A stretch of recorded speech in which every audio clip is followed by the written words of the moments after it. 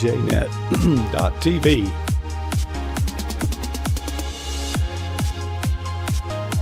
It's 9:30 here on the East Coast, and it's always a pleasure to have Del Didway come our way. And he is standing by to do just that. And he's going to talk to us about rain delays and such. It's not raining where he's at. We're counting down to Studio 9, starting now.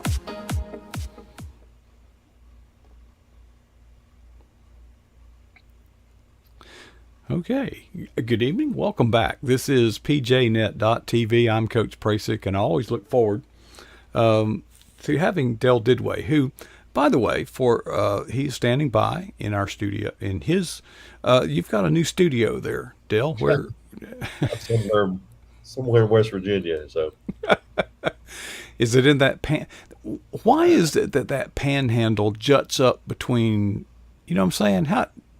Couldn't they have fought a war and just squared that thing off? I don't know. Yeah, they got a little small area. I'm past that, so I'll be. There must be something valuable up there. Heading That little wedge. Heading towards Pennsylvania. So Yeah. that's up by Wheeling you're talking about. So. I've been across West Virginia. It took about 10 minutes. You still need. Yeah. If you go across the panhandle. Yep, that's real quick. Well, Del and I, when we were off the air, were reminiscing a little bit about sportscasting, and I'm still jealous of you, Del, because you are still doing the Friday Night Lights. I don't get paid for that. I do it for free, but I won't let them do that. But yeah, yeah, it's But have you ever experienced a rain delay? Or once the game starts? Now wait a minute, it's different. Once the game starts, there's a difference.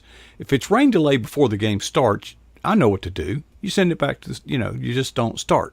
But once you start, have you ever had a rain delay or know anybody? How do you deal with that? well, if there's a delay for lightning, that takes at least a half an hour per strike. If they see a lightning strike, and if there's 25 minutes and they're getting ready to come back on the field, and there's another lightning strike, Yep. then it's another half an hour. Reset the clock.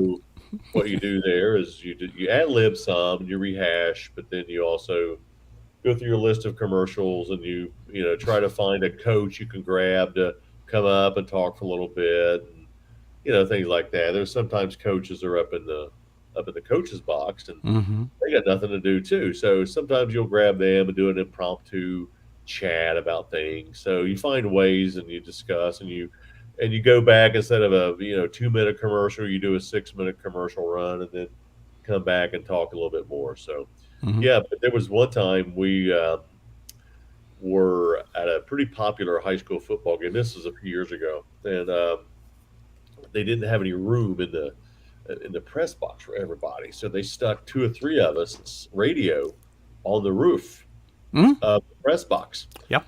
open, no protection. Mm-hmm. Halftime, a monsoon hits us. I mean, it's just coming down sideways. It just, your equipment's getting wet and so forth, and we just packed it up and left. Mm-hmm. We just said, "This is silly. Our equipment's getting drenched. We're getting drenched. There's no let up on it," and we went home. We just said, "This, nah." Have you ever interviewed a coach from the opposing team? Oh yeah, several times. Really? I only did once, and I Yeah. regret it. It did not. No. It did not end well. It did not. It's just your questions, and I don't come across as rooting for one team or another or anything like that. So, most coaches today, back then, coach, I mean, 10, 15 years ago, coaches, it was different. Today, they're all polite. Hmm. They're all buddies with the other coach. They're all complimentary of the other team right now. So now it's an easier time to do that, because it's a different culture as far as that. Unless you get an old school guy who's like 97 years old, and you ask him about the other team, or kind of like a Saban or something like that, who just doesn't want to talk to you. But anymore today, they know the PR stories. They know how good it is to talk well.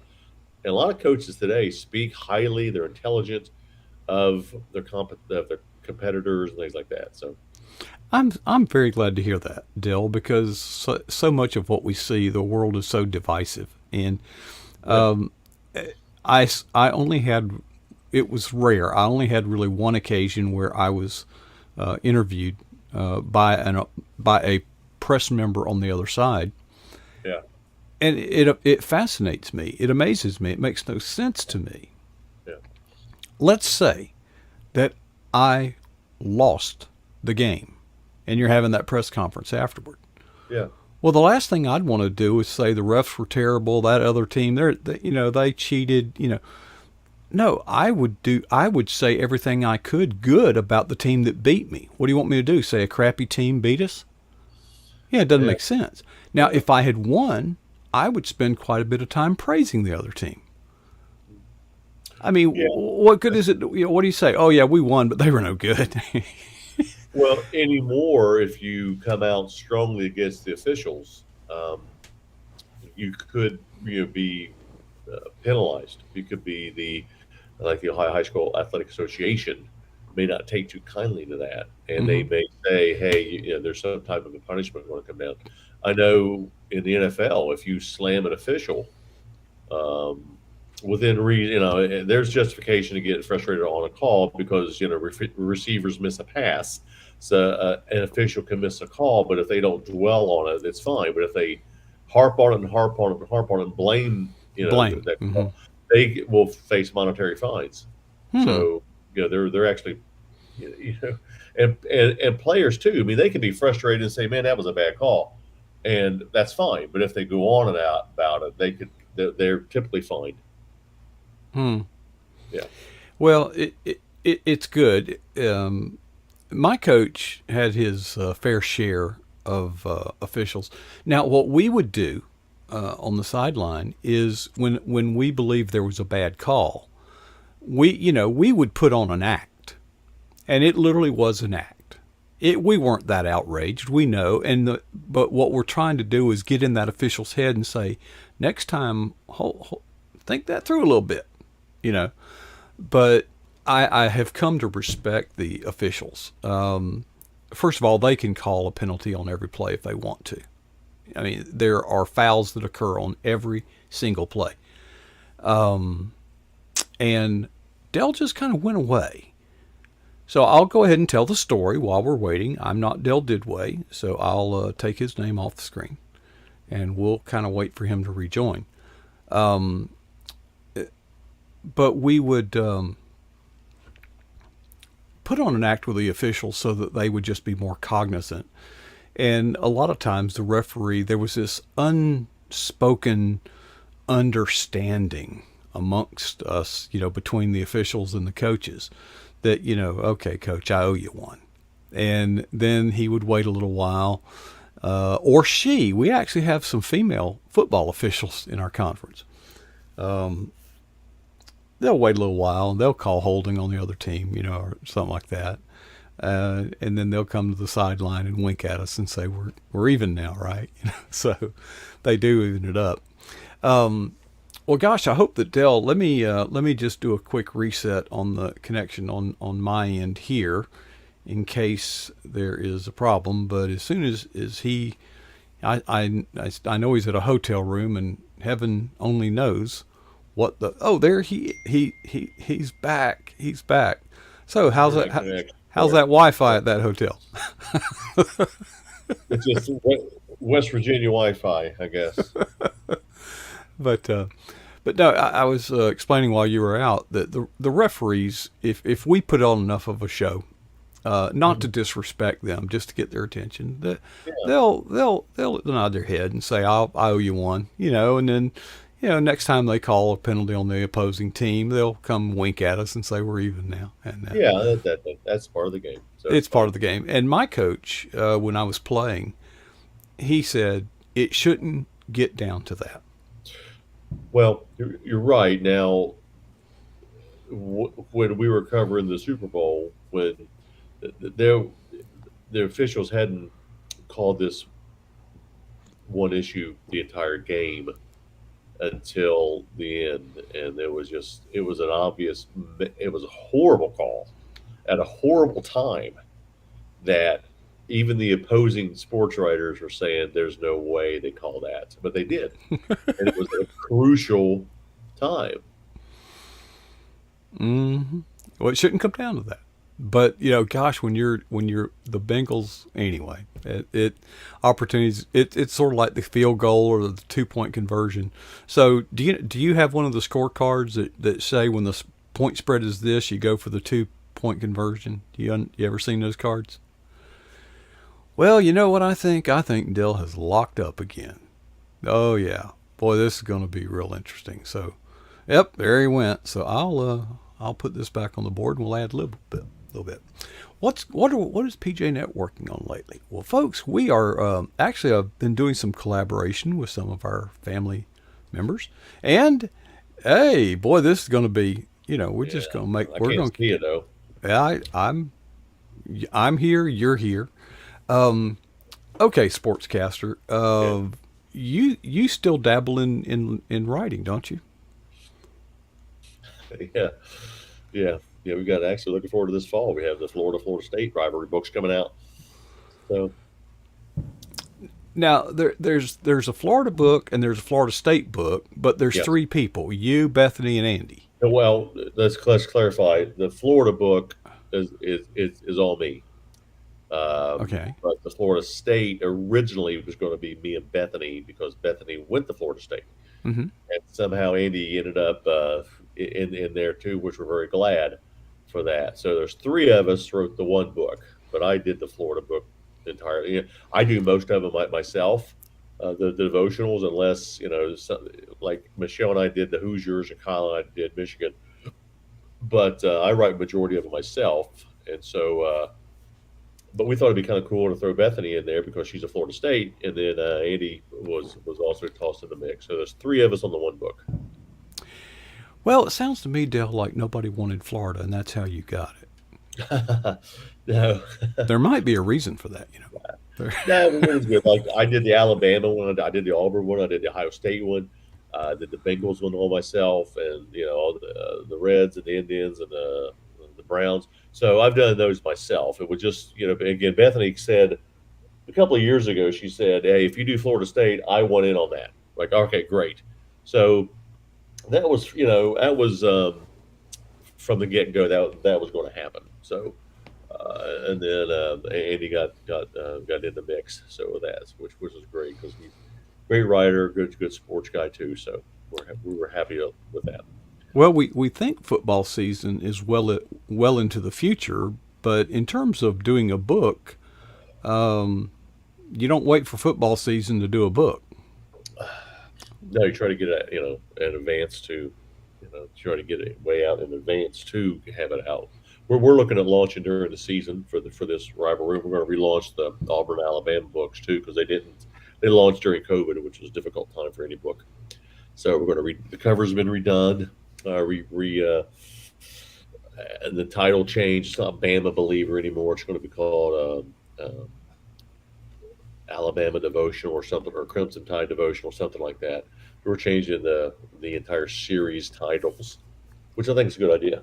So Are this will be called like the one will be the Florida Devotional, and the other will be Florida State Devotional. So mhm. Well, all football teams have a mascot, and it's usually some fearsome animal. Tiger, lion, alligator. falcon. But Crimson Tide, are you privy to where that originated? And if you are, could you enlighten me? Yeah, you have to read my book. It's in there. Yeah. Okay. So So you actually revealed the secret. yeah, and and that's a I think it's a cool mascot. I mean, Well, they who had came up with the that? Crimson Tide, and then of course the elephant. So What's up with that? what's What has that? an elephant got to do? First of all, what is a crimson? The only crimson tide I'm aware of is called it's some poison red tide, which kills all the fish, and it's Well, not I a good actually had thing. I have a pretty good devotion in that in about the Crimson Tide and the history of that, and I liken it to the blood of Christ is our Crimson Tide that Okay. washed us clean. So grab the book. I think they'll like it. And when I think of tide, I think coastal areas, by the ocean. I Right. mean, this thing just doesn't make sense. Hey, yeah, check it out. So I kind of tease it a little bit, but yeah, I kind of get into that a little bit. I always like to give some history of some really neat things, like give a history of Give a history of, yeah, well, here we go again. We'll just kind of keep, ad-libbing. We were talking about rain delays. Here we are. He'll be back in a minute. PJNet is working. In fact, just as soon as I get off the air, I've been working on this all night, every night. I'm trying to get prepared, or I should say, hey, he's back. He's back. Okay? I give a history of like the in the Florida book. I give a history of Mr. Two Bits. 2 bits, 4 bits, bits a dollar, and that's a great story. So I do a lot of the games, but there's occasionally a little bit of nostalgia and a little history of iconic traditions, which I think is great. Like I think that's what makes college football. Well, it's not necessarily what makes it, but it's an ingredient in the recipe for pure American culture. Well, every school has their unique traditions, and like with Auburn, it's the big oak trees. Of course, when the Alabama fan poisoned them. So yeah, that was horrible. So just things like that. I like to touch base on those a little bit and give a little updates on that kind of stuff. Like I find that interesting. When we did the one on Michigan about the history of the little brown jug in football, I think that's a really cool story. So I say 80% of it are about games, but there's little about moments. Yeah, the old oaken bucket. Yeah, and and I don't know if I was off the air on the air, but I talked about the history of the Script Ohio with Ohio State, which the Ohio State band was not the first band to perform Script Ohio, so I think that was interesting. Well, I wonder if I could, script Pennsylvania, or Penn State, I don't know. PENN. You'd have to expand the band. Yeah. Well, at least they still write in cursive. Yeah, Ohio State. Yeah, Script Ohio is awesome. So that's a great tradition. The skull sessions there before Buckeye game, but I learned a lot about Florida State. Obviously, some of their traditions, and then Florida as well. And I enjoy that. I enjoy researching the programs and find little nuances and some of the great players that come of the out of the program.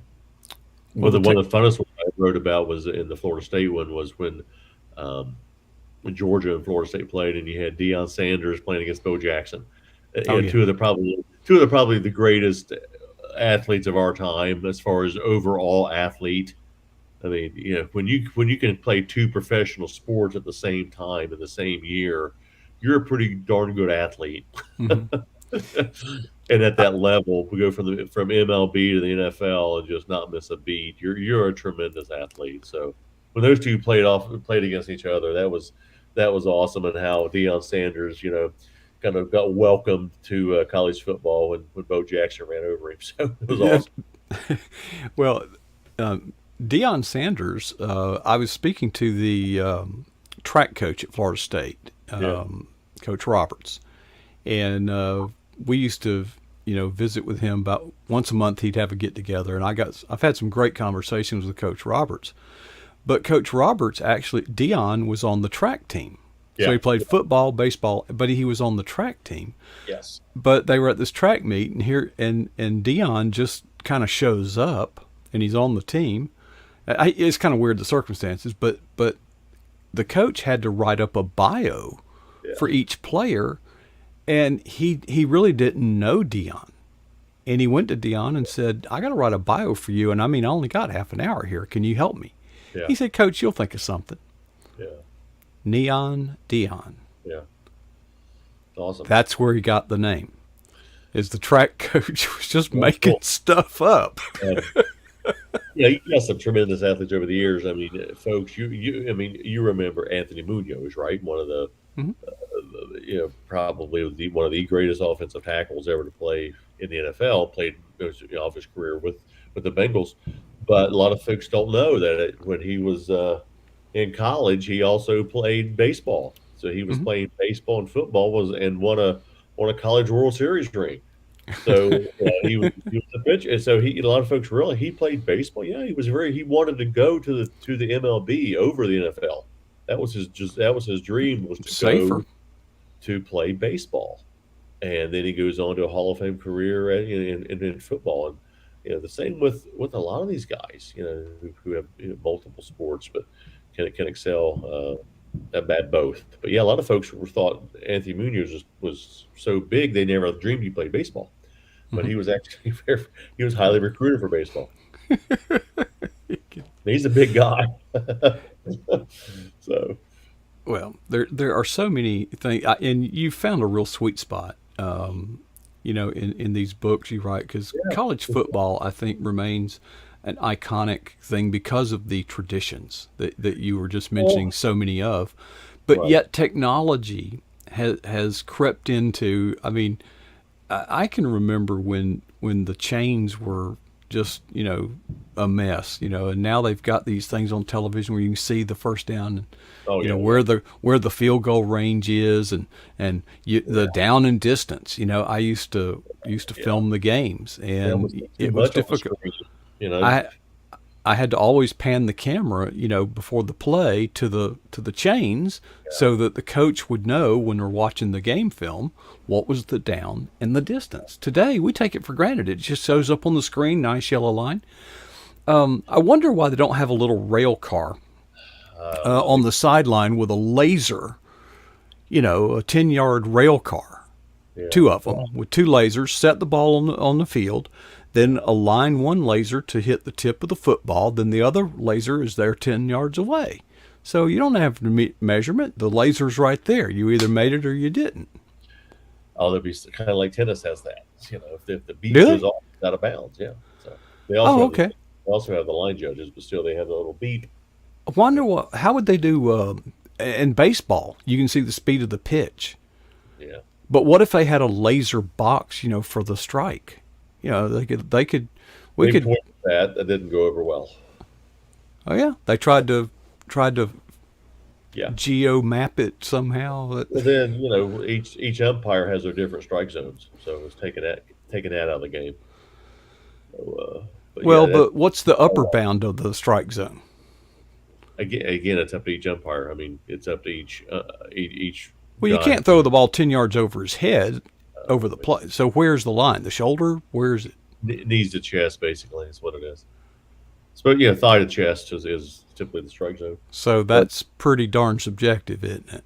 oh, it's all subjective. Yeah. So when you take that away from the game, then you really just it's no fun. And any more college football, you got so many. Like now, the Big Ten is like the Big 26 right now, because now you have USC and UCLA leaving, leaving out there to come to the Big Ten. I just don't.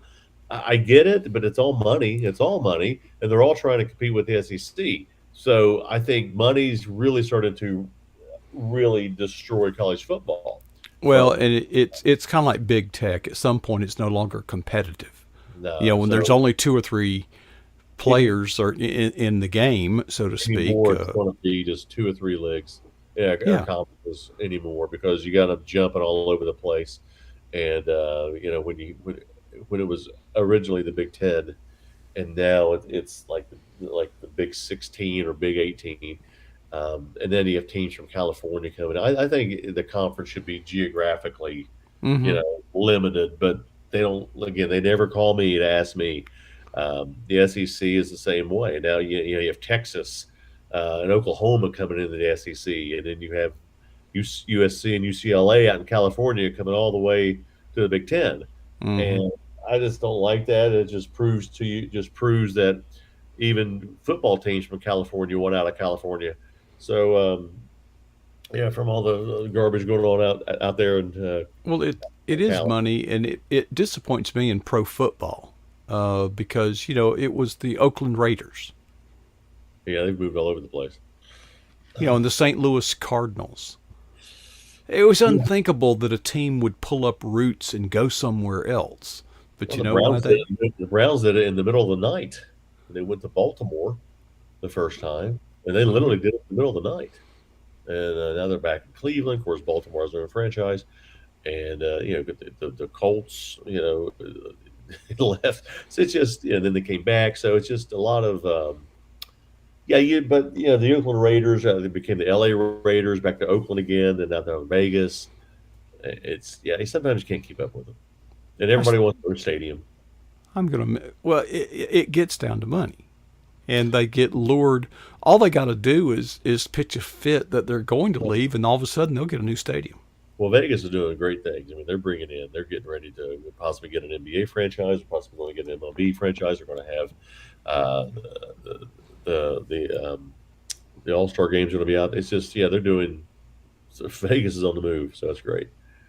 I like to get out there. I like to go to a Raiders game, but the Bengals are not playing the Raiders next year, so. Um, Well, the Raiders used to be the black sheep of the NFL.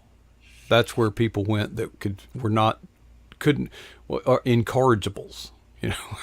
well, they had that dynasty for a while. Then for the last 20 years, they've absolutely stunk. Yeah, But still, they're a loyal fan base. Now they're yeah. starting to rebuild again. But John Madden took that They team have on, like, and well, they have John Madden was no incorrigible. He was not a black sheep squadron uh, pappy. well, But he managed. Gruden will never coach again. He'll never do anything again in the NFL. But he was a very popular guy, and then things go wrong.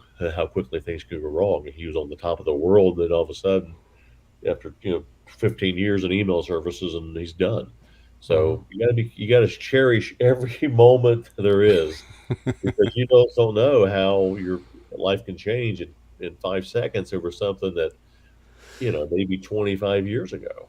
It mm-hmm. seems to take everybody down except Biden. So Yeah, Hunter Biden can do anything, yeah. but Or Clinton. yeah. Um, So it's got to be, like I said, cherish every moment you have, because it may not be there tomorrow. you did. Well, Dale, we cherish every moment we've had you tonight, and Good. sorry for Good the stuff. interruptions, but I appreciate you. I know you're on the road and you take your time off to just, share with us. And now we're eager when your Florida State books, come out. Well, Yeah, I'm once sure we get a we'll talk. date, we will announce that. But it'll be this year. It'll be this fall. We had a little issue with one of them, and I was on the phone last week with publisher. We got it lined out, and so that's a great thing. So now it's moving forward, and it wasn't ever going to stop. We just had a little minor delay, which those things can happen. But You've been down this road before. yeah, and then we're getting ready to probably start a couple other books we're talking about. So I'm going to probably start writing again here in about a week or so. Yeah. So get All out, right. We'll get. get back. Yeah, we'd love to. Always take a break and then delouse and then start over again. Yeah, break is over. Back to Yep, work. I think so. Football All season's right. coming as well. Well, Dale, thanks for sharing your time with us on the road. Appreciate It's a you. We'll blast. see. We'll see you next time. There you Thanks, go. Coach. All righty, Dale Didway, right here on PJNet.tv. He's an easy guy to talk to. I could just chew the fat with him all day. I enjoy it. All right. Well, I hope you've enjoyed our programming tonight. It's our purpose here to provide a platform for everyday Christians to share their walk with Christ. I like to say that every now and then. It's simple, isn't it? Sounds simple. Doing it is not as simple as it sounds. Trust me. All right. So, okay. Well, I started all these announcements. Yes, we're working on something, and we're very well. I'm kind of excited about this because we might be onto something, and working on hooks. You know how when you read a headline, that's a hook to entice you to read the rest of it. Yet, hooks are not as prominent. When you write a blog, it's the same kind of thing. But what about when you're doing a podcast or a video? This is, in effect, a podcast. What if you're doing a book? And you need to advertise, promote. How do you hook the audience to get the chance to tell the rest of your story? And we've got some interesting ideas. Yeah, fascinating. Well, you'll hear and see more in the not so distant future as soon as I figure out how to do it. Tomorrow night we have a first time guest. Hope you'll join us. Who is it?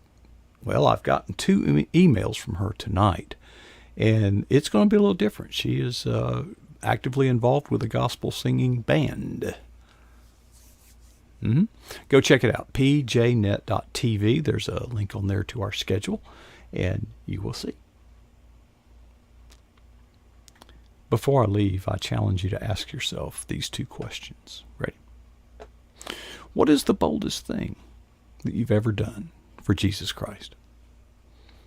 And when was it? And the challenge is to not be satisfied with either answer.